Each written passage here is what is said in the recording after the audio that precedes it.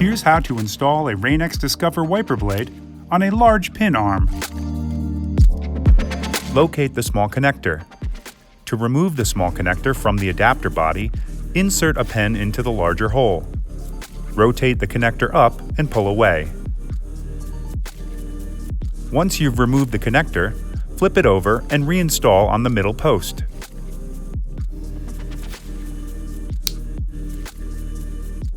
After you've removed the old wiper blade, make sure the wiper arm is in the up position. Locate the small connector and flip down to the open position. Insert the large pin into the larger of the two holes, pushing all the way through. Press the connector down until it locks into place with a click. Tug on the blade to make sure it's properly fastened.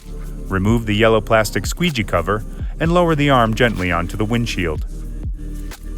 Installation is complete. You're now ready to outsmart the elements with Rain-X Discover.